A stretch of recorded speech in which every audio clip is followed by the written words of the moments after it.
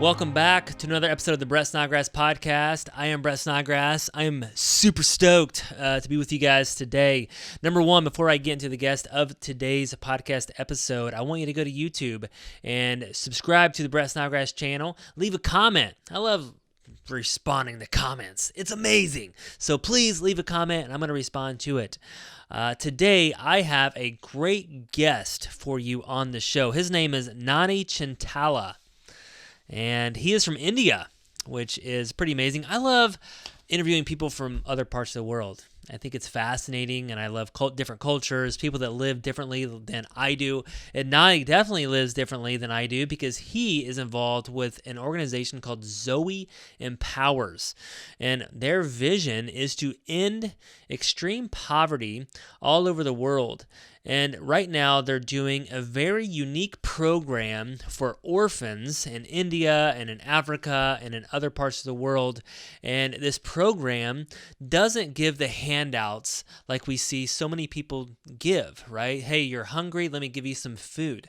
But they do something differently where they empower these orphans, create empowerment groups and communities with these orphans, help them start businesses, get them some education, gives them some spiritual strength, and they're seeing success rates through the roof with Zoe Empowers, getting orphans to take leadership of their own lives, to lead amazing lives with their businesses, helping their siblings, and ending extreme poverty.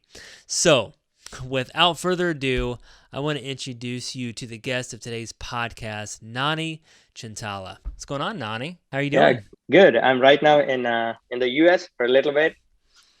Yeah, that's awesome. I know you're in Fishers, Indiana, visiting your in-laws, right? Yes. Sounds good. Yes. But you reside in India, and that's where you are doing some Yes. amazing things with Zoe Empowers. And I'm really excited. I just love talking, number one, to people from a different culture, a different part of the world than I'm from. I just find it really fascinating that most people in the world don't live like I do, and I just find that fascinating. And another thing I find extremely fascinating is someone who lives a life beyond just success into the significance world. And that's what you guys are doing with Zoe Empowers, and you're helping orphans get out of extreme poverty. So I'm really excited to hear about that. But let's just kind of start with you, Nani. Tell us a little about yourself and how did you get connected with Zoe Empowers? Yeah. Well, I'm Nani Shintala. I was born and raised in India. In India, I live in a southern part where the coast it's very next to the eastern side to the ocean.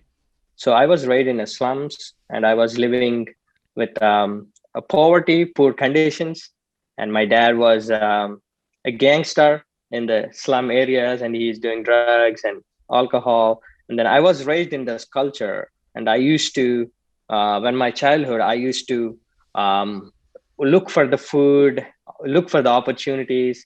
I need to do some stealing, robbing in the slums, and then I gave up my school. But one fine day, I was attracted to a music, some going on in my slum areas. That's how I was introduced to God. And then God changed my life, and I have some people visited me in India, like a mission trip, and then that's how I found my wife. She's from Fishers. She was born and raised in America, and then I found her, and we got to know each other in India while she was in internship program. So that's how we got married. I've been married for 4 years, and I have a daughter who is 2.5 years old.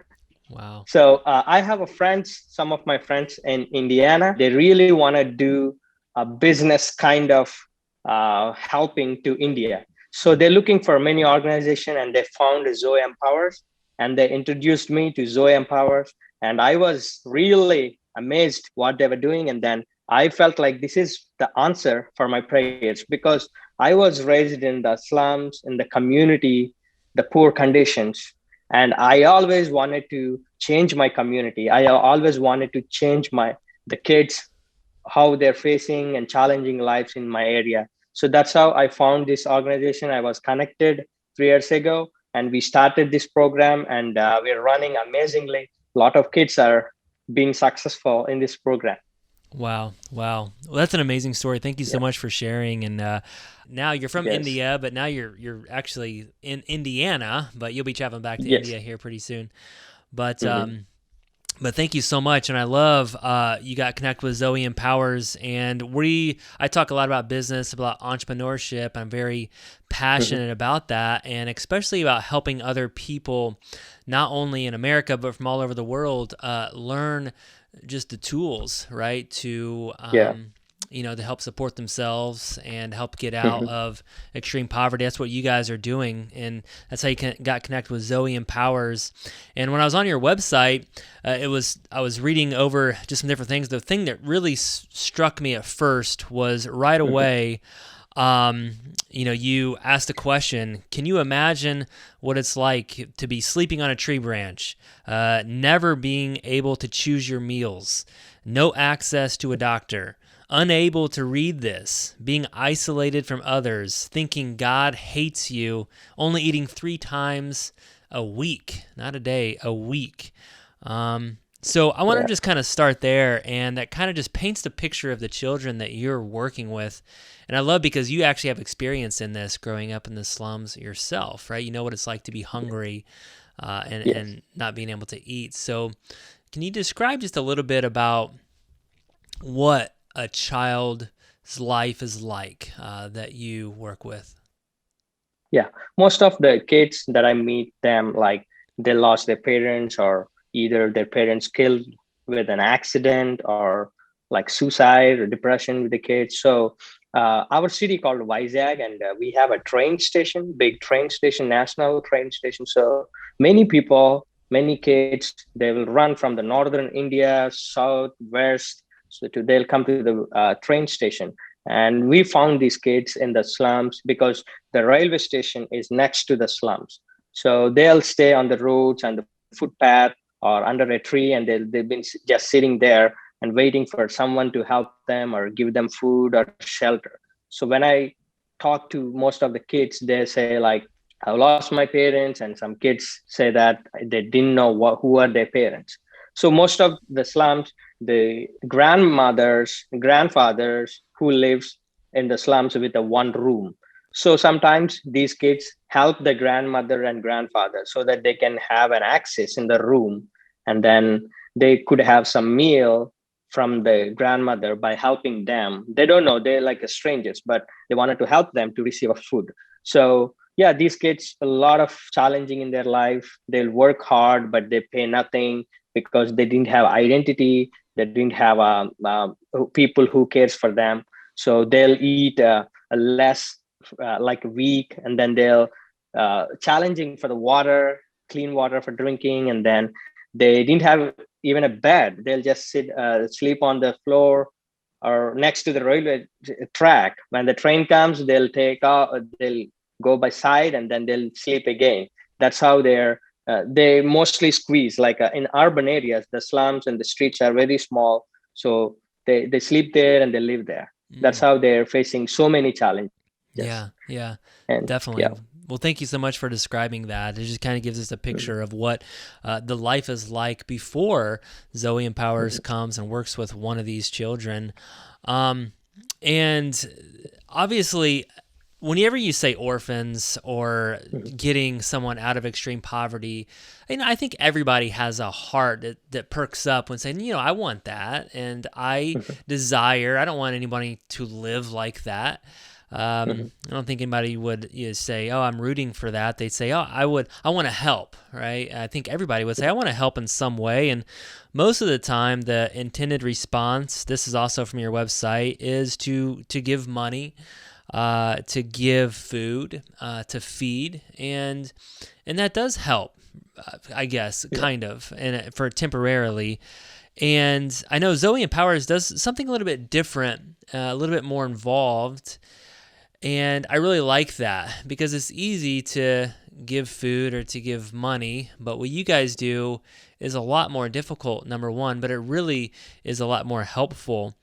So can you kind of just tell us about that. And maybe you saw this too, because there's a lot of organizations that you could have linked up with or got involved with. But something about Zoe Empowers really connected you with them. So tell us a little bit about what Zoe Empowers does after you find one of these children. Yeah, so I saw so many organizations helping people. Like they'll come in a one day and they'll give something and take a picture and they leave. Like and then there was no life after that for the kids. And then yeah, it's generous that people giving food and money, but I saw many kids are like depending on them. Like they expect like, oh, they're gonna come next week and give some more money or some more food. So they like depend on the helping in order to independence. So what we do, we won't give food, we won't give money, we won't give shelter, but we'll give the opportunity to we do the hard work in your life and earn your money by yourself. So what we do is we will give a help, like we will give a business opportunity. Like we work with the community, we will do the meeting so that we will work with the government so that they can help us who are the real orphans and vulnerable and who are facing challenges in their life, who are in need. So we will put a meeting publicly in the community with the community leaders. So the kids can come, they can hear, and they can enroll. And after they enroll, we will make them as a group in their community. So let's say 25 kids in a group with their siblings, it will be like 100 kids in a group. And then we will do elections for the group and we will nominate the leaders and we will choose the leaders in the kids. I have a president, secretary, and a treasurer for the group. And then after everything's set up, we'll ask them to do a dream chart, like what they want to do, be in their life and what they have been challenging and what they don't like and what are the most saddest thing in their life. And after everything's set up, we will release some of the funds and help to the group so that they can start their business. So in our program, the oldest sibling should do a business or something that something skills or tools there so that they can earn some of the money and then send their younger siblings back to school. So in the group, we will help some kids to receive the micro grant so that they can start a food truck selling vegetables or fruit in a farmer's market, something like that. And then some kids, they wanted to learn a occasional training, like a skills. Let's say carpentering, electrician, and some of the trainings. So we will send them to the trainings, to the school. And after they graduate, we will help them with a startup kit. This is how we work in the first year. Mm-hmm. Yeah, that's amazing. So you really take these children and you're forming groups. I think you call them empowerment groups. Is that right? Empowerment groups, yeah. And you really start to run them kind of as a little business. I mean, I'm very familiar with, hey, let's get some people together. Let's brainstorm on what we want to do. Let's come up with our dream chart or a vision of what we want to do. So let's kind of start with there because it's funny that I'm very familiar with coming up with a vision board or a dream chart. It's like, what are some of the things that you're seeing these kids put on a dream chart? Yeah. Like, what's some things that you see on, what are some dreams that these kids have? So yeah, some kids, they wanted to run a big grocery store. So in order to achieve the running a own grocery store, they should start with a small vegetable shop. Or a small business. And some kids, they really wanted to study well. In order to go to a big school, you should work hard and save money to achieve your goal. And some kids, they wanted to be like a technicians, like electricians, AC mechanics. So they'll go to occasional training. And then a lot of kids, some of the kids, their goal is to have everyday food. So in order to get everyday food, they should do something. They should do some work. So that's how, in some dream charts, I heard like kids are looking for food to get every day to their siblings. Yeah, that's how they dreams. Yeah. So how important it is, like, family to these kids? Because you say it's so important for them to not only feed themselves, maybe even more important to feed their siblings. Like, is that Mhm. like really, really important for them, not only to feed themselves, but also to take care of their brothers and sisters? Yeah, like these kids, like some families are really like, these siblings are really depending on the older sibling, because the older sibling almost like 20 years, and their younger siblings is like 9, 10, and Mm-hmm. they didn't have parents, or they didn't have anybody to help them, to prepare them to schools or something. So this older sibling has so much of responsibility to take care of the sibling. So that's how they wanted to work hard to get the food by themselves and for the family. Yeah, definitely. You guys say you work primarily in 8 areas, and so you Yeah. work with food security, secure Mhm. housing, health and hygiene, education, income generation, child rights, community connections, and spiritual strength. And I found it fascinating that you actually don't feed the kids. Like, these kids are hungry, and the normal, or the first response to that is, oh, let me give you something to eat first. But you guys don't Mhm. do that. No, we don't do that. Yeah. So talk to us We about that. Is there a reason why? Because I've seen a lot of organizations, hey, let me get the basic needs met, Mhm. and then let's work on the education and some of these other things. But you guys take a different approach. So why is it that you don't, offer them food just to fill their stomachs at first? Yeah, so these kids been, I heard that being before they enrolling the Zoe program, before they started their own business, I told them, how did you survive all these days? They said, I used to work here, I used to work there, and I didn't get a lot of money. Really wanted to start my own business. Mm, So what I say is, like, I will give you an opportunity, I'll give you some investment, so that you could run your business, mm, and then you should take care of your family. And then they say, oh yeah, this is a good opportunity, and then they'll start their business. And after that, we have a program facilitators for every 10 groups. They'll watch the kids, they will look for the kids. mm, And then these groups, they'll meet twice a week, once a week on Sundays, so that all the groups can gather as a family with their siblings. So that time we will say, like, oh, we are doing this health and hygiene program. We want to give free water tanks, free medical checkups, and this is only for kids who are doing really well, and their mm, siblings can be treated by free, mm, like that. And then so all these year plan, we will do child rights for the current kids who are in the group, and their for siblings. How, like, in child rights, we will bring some government people from human trafficking, and some of the child rights, they'll teach them how to get their IDs, how to get their identity with the government. And then we will also help the education, but a small, like, we will give education support to the siblings, not to the kid who is doing business. We will give the help to their siblings. mm, So we will tell them, we will give these helps as a rewards. If you're doing well business, if you're doing good in the program, we will give you a reward to your siblings. And also we will give a food security opportunity, like, we will give some seeds so that you can do some agriculture and raise your own food and save your own food. Like, you know what, this pandemic is going on, and we won't get any food there, so you can raise your own food and save your own food. That's how food security work. And then for some of the siblings, we will give them like a, hey, are you interested to raise some chickens? So we will give 3 chickens so that they can do animal husbandry. mm, And we will give a cow, a rabbit, so that they can raise their animal husbandry.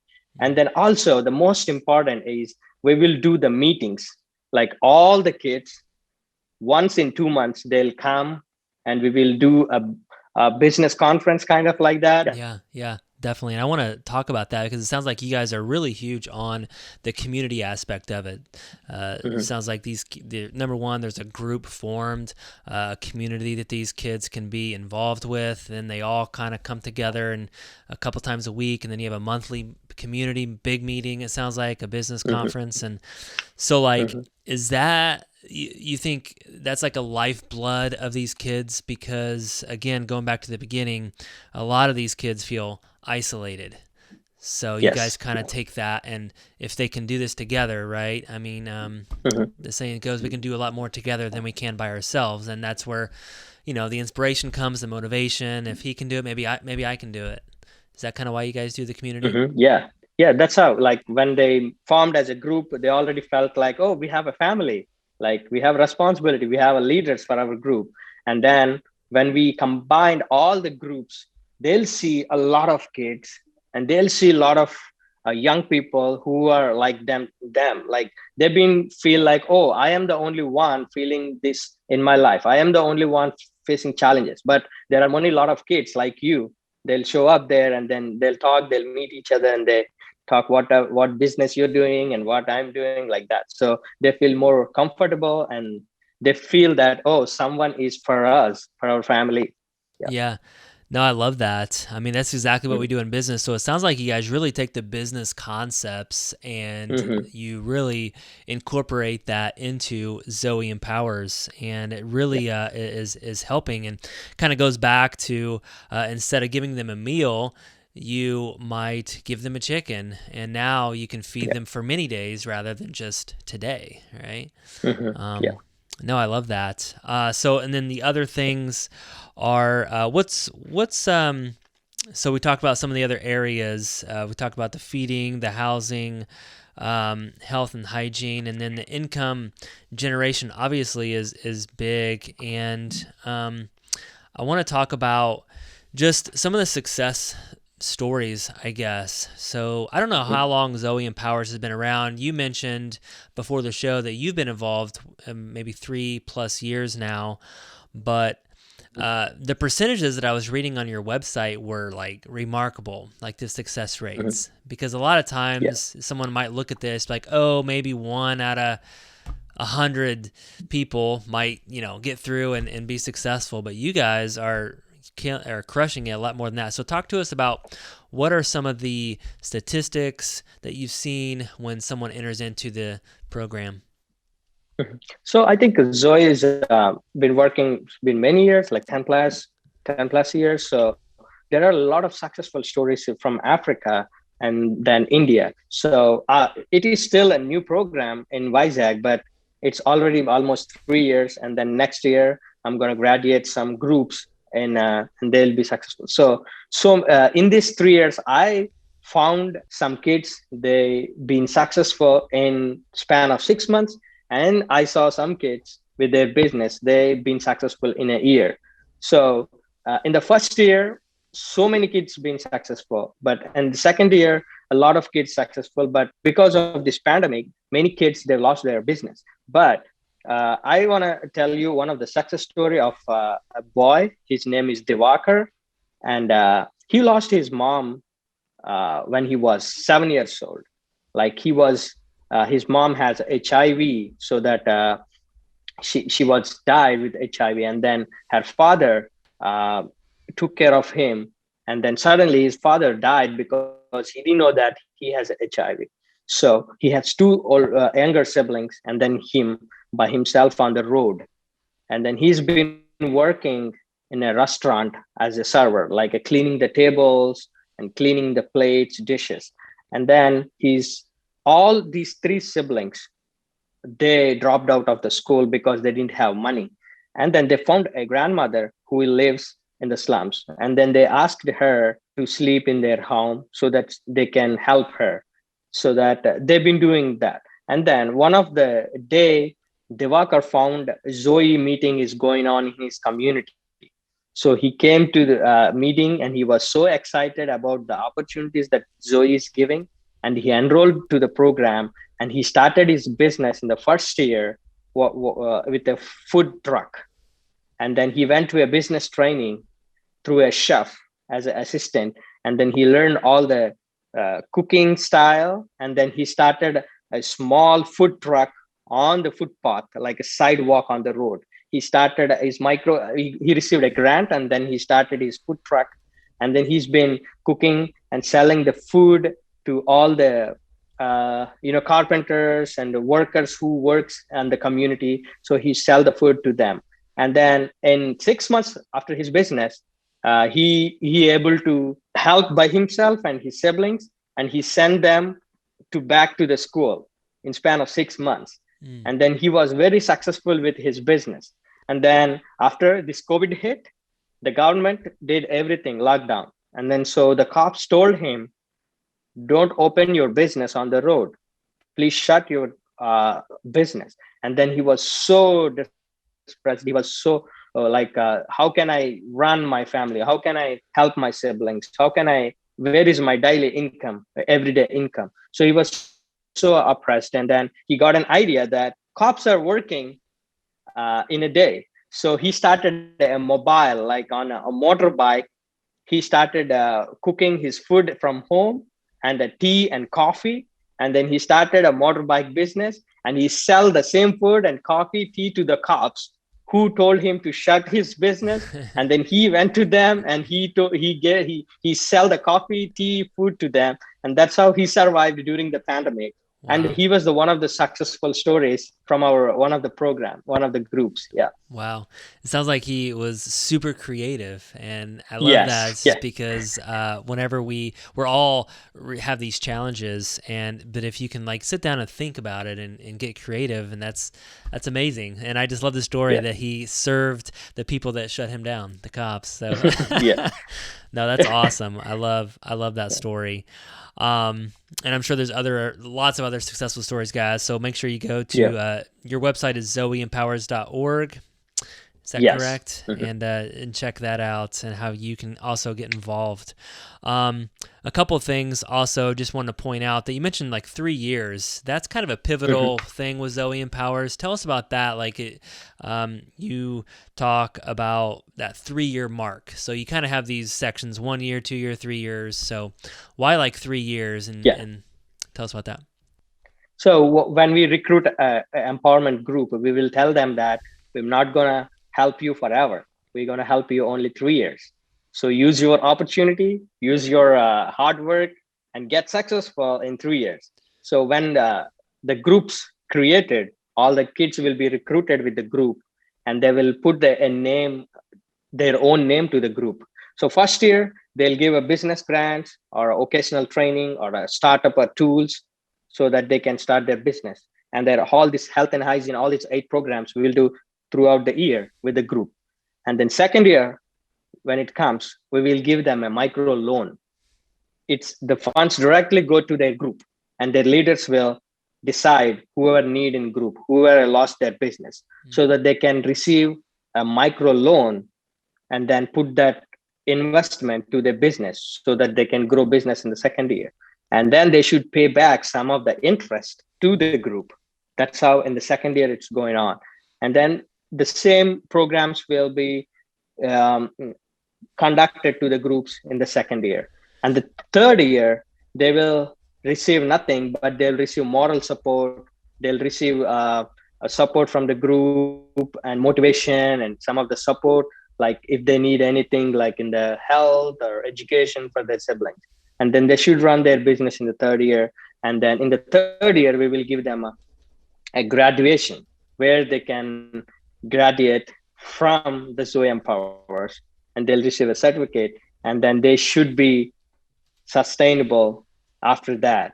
And many of the groups still they're continuing after they graduate. They're still continuing as a family, still operating their group with their help, with their loans, table banking, and there are a lot of stuff going on after 3 years. But in these 3 years, we will ask them, we will tell them, please get sustainable. Please do hard work these 3 years and improve yourself in how we operate for 3 years. I love that. A couple other things that kind of come to mind. How big is accountability? Because we talk a lot about that in business and in entrepreneurship. And it's not like, obviously this is a part that the kids are accountable to their group. They have to pay back the loans, things like that. So obviously that's a piece of your puzzle as well. Yeah. So every group has a bank account. So we will put the funds there, and we will register their group with the government as NGO so that they can run. And the biggest accountability is like they have president, and they also have a mentor who watches everything. The mentor usually from their community. They will watches the group and they'll work with the group, and they help kids whenever they have any challenges or accountability, so that these leaders always watches them. They're more calculated and they're so interested in this program because they have responsibility to watch all the other kids, whether they're paying back the loans or whether they're using the funds for business correct way. So it is more clear cut that Zoe helps to the group and group leaders help to the kids. Yeah, that's awesome. Another word that kind of comes to mind is hope. When you were talking about the one success story that someone had come to the meeting with Zoe Empowers, and he got so excited because of the opportunity. So do you think that that's just a huge thing, that if you can provide hope for these orphans, and then they just take it and run with it? It's just kind of like, if someone has that opportunity, that hope, that's such a great driver for them. Yeah. So a couple other questions is, how did you guys get the name like Zoe Empowers? Do you know the origin of that? Yeah, Zoe is they took from a Greek word. In Greek, the Zoe called life, abundant life. So that's how they put Zoe, and empowers, like we empower the kids. That's amazing. So you had mentioned, how many kids are you currently working with, and how many kids are typically all over the world? I know you mentioned Africa and India, but how many kids are in the program right now for you, and then how many total? So we have 20 empowerment groups. So it's been 3 years.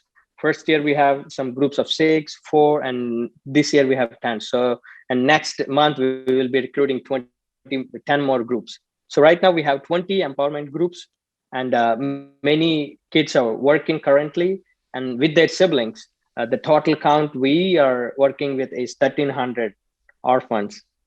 And then this is just my program, like our from India, but in Africa, and there are many other countries, and you could go to the website and they have a correct exact number and the exact report. So it's like more like so many kids. Yeah, that's awesome. No, sounds good. One other thing that kind of hit me, what you guys are doing is, you say less is more. By doing less for orphans, we leave room for them to do more for themselves.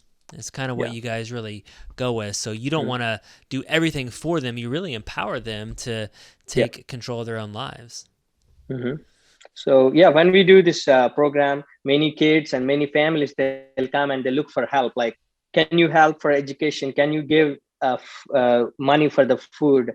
But we will so serious about this, and we will give like the group leaders, we train them like they're orphans, but when they come to program, they should be a leader because they elected as a leader. So we will train them in the leadership seminars, kind of how serious about it. And then these leaders are very strict, like they're friends, but when the kids comes and they say we need this much of money, but they say how much you need, like they say $100, no, I will give only $20, use it like that.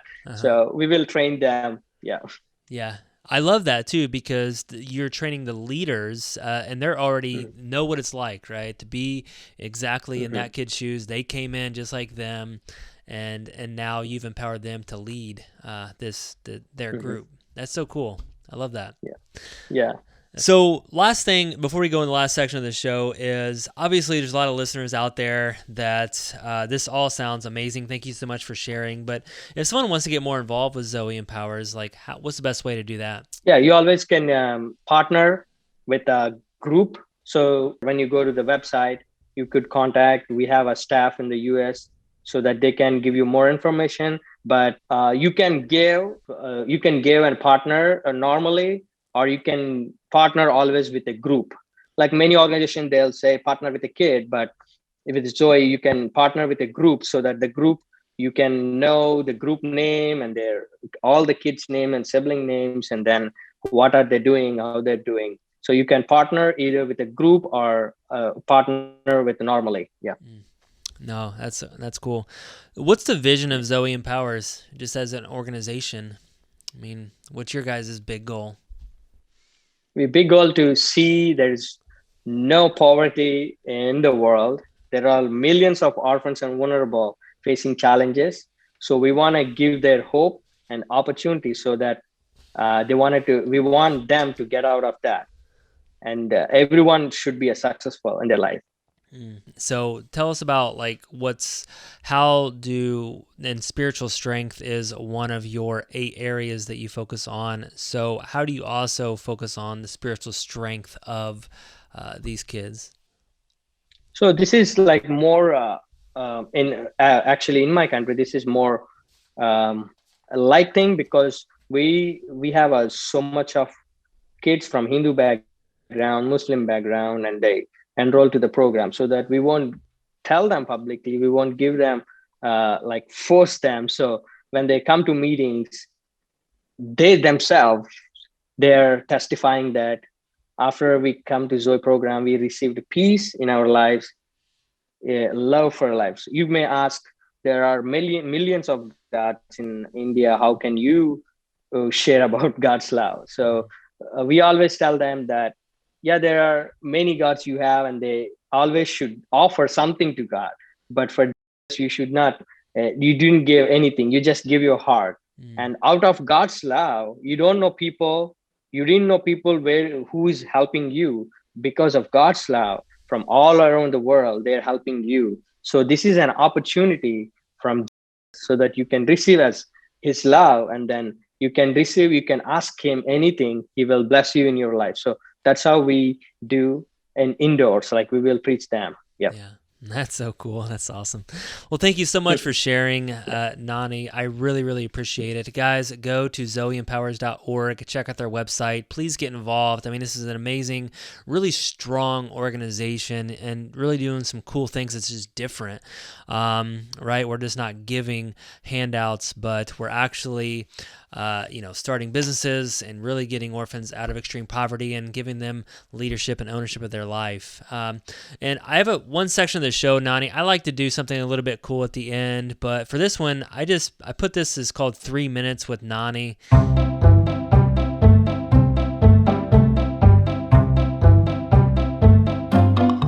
I just want you to talk for 3 minutes or less to our listeners out there, because you live a life of impact and purpose. We talk a lot about purpose on this show, and there's so many people that lack purpose and they lack meaning in their life, and they're searching for it in some way, and they're out in the world just searching for purpose and searching for meaning, and why am I here? Why did God, or if they believe in God, create me? So talk to them about, like, now you're with Zoe Empowers and you're living this life. Like, what is this meant to you to live a life like this? It's just awesome and different. Yes. So I can say that every life has a purpose in their life, and God has a purpose in their life, but you should know when you follow him. Like, so I didn't expect that I'm gonna be and working for a foundation or working for this organization and come to America, because a lot of people, they have a dream to go to America. So I didn't like expect in my life that I'm gonna come to this a different country. So when I was leading my life, when I was childhood, I was hunger for the food, and my family wasn't good. Like they were like challenging in their life, and then my dad do many bad things. He used to walk on the street with the bad things, but right now he's walking with the God's word on the streets. Wow. So his life has impacted me, and I saw the purpose in his life, and then my life changed because I used to do robbing, stealing, but one day I prayed and I asked God, show me your purpose.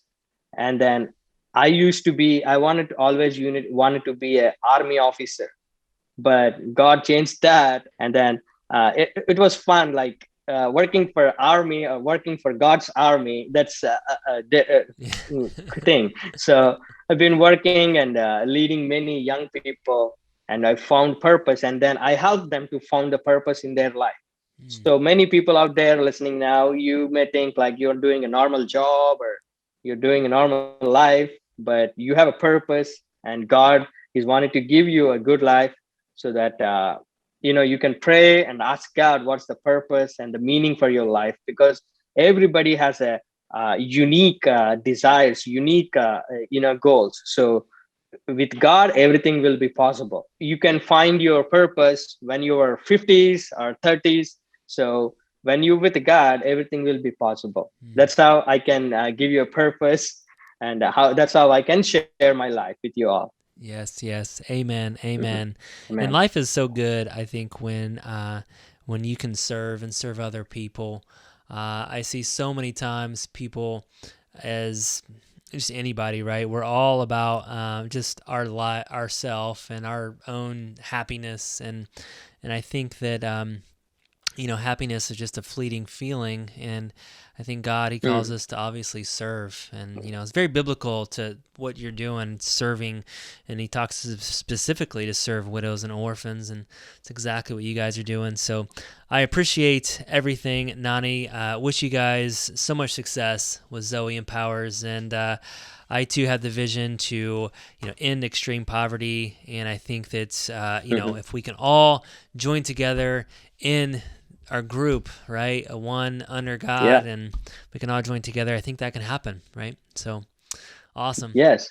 Well, thank you so much, Nani. I appreciate it. That's the end and the wrap of today's show, and appreciate Thank you so much for inviting me. Yeah. God bless you. Thank you so much for checking out the Brett Snodgrass channel. If you like this video, please slam on that like button.